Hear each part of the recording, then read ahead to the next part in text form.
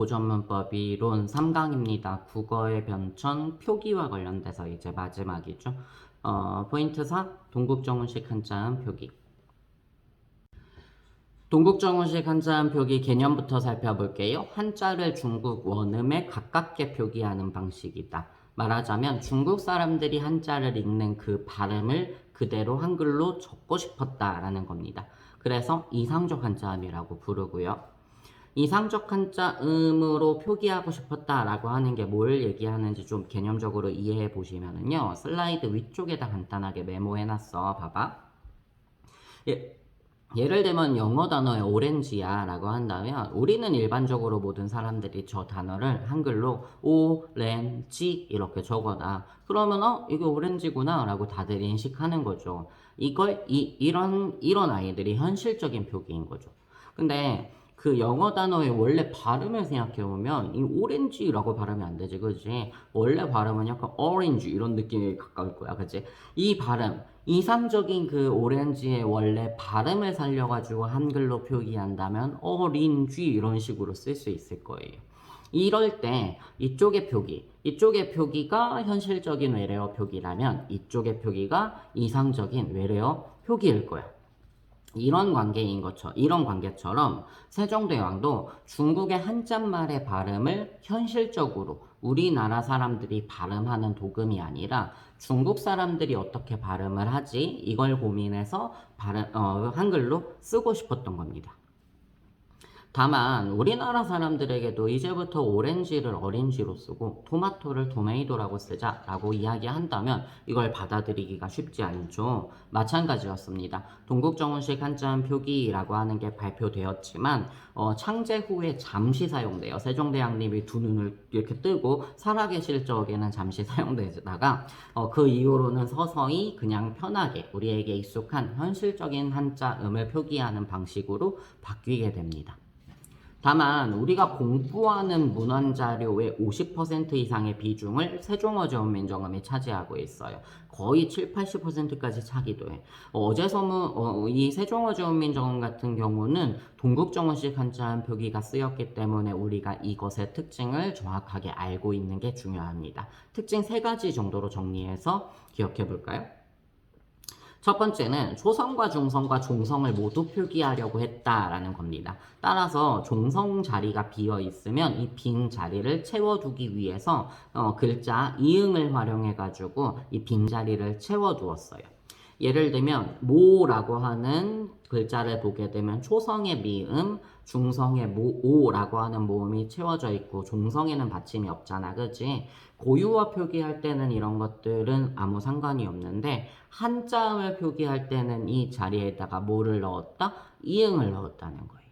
그래서 어제 서문 공부하실 때 여러분들이 한자음, 그러니까 한자에 도금을 써놓은 부분에는 받침에 이응이 있는지 예디응이 있는지를 구별할 필요가 있는 거예요. 그냥 이응이 있으면 얘는 발음하지 않는 거야. 이 아이가 형식종성이야. 꼭지 달린 이응, 예디응이 있으면 이 아이는 발음을 하는 이응이니까 소리내서 읽어줘야 되는 거죠. 음가를 가지고 있는 발음하는 아이니까. 두 번째 특징은 초성에 여린이읒이 쓰이는 게 발견된다는 겁니다. 고유어 계열에서는 여린이읒이라고 하는 건 받침 자리에서 혹은 리을이라고 하는 관형사형 어미 뒤에서 붙어서 나오는 제한적인 쓰임을 보입니다. 하지만 한자음 표기에서는 초성 자리에도 여린이읒이라고 하는 자음이 쓰였다라고 하는 걸 확인할 수 있고요. 세종어제 훈민정음에서 음에 있는 이 음의 초성 음이 여린이읒으로 쓰여 있다라고 하는 거 확인할 수 있죠. 세 번째, 이형보리입니다. 여기가 조금 헷갈릴 수 있으니까 좀 한 번만 들어보세요. 그냥 개념적으로 한 번만 들어보면 돼. 영모, 그러니까 여린이읒으로부터 레모, 리을이라고 하는 자음을 돕는다는 뜻이어서요.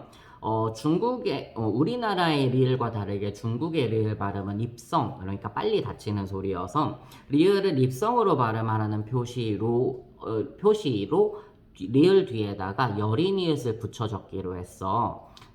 한자음을 표기할 때 쓰여진 리을 받침 뒤에는 항상 뭐를 붙여 쓰기로 했다? 열인이웃을 붙여 쓰기로 했다. 이런 식으로 받아들이시면 돼요. 그리고 이것과 관련된 규정을 이영보래라고 이야기합니다.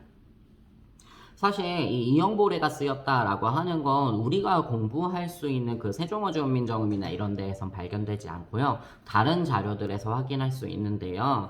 개념적으로 접근하다 보면 동국정원식 한자음 표기 이야기하면서 혹은 관련 문제에서 이영보래라고 하는 용어를 활용할 수는 있습니다. 정확하게 생각하셔야 되는 건 뭐냐면 얘는 한자음 표기와 관련된 규칙이라는 거예요. 그래서 우리가 어제 서문에서 발견하는 관형사형업이 리을 뒤에 붙이는 열이니을 있지, 그지? 홀바이셔도 못할 놈이 뭐 이런 부분에서 쓰이는 리을과 열이니을의 조합에 대해서 이영보래가 쓰였다라고 설명하면 띠띠 X인 선지가 되는 거예요.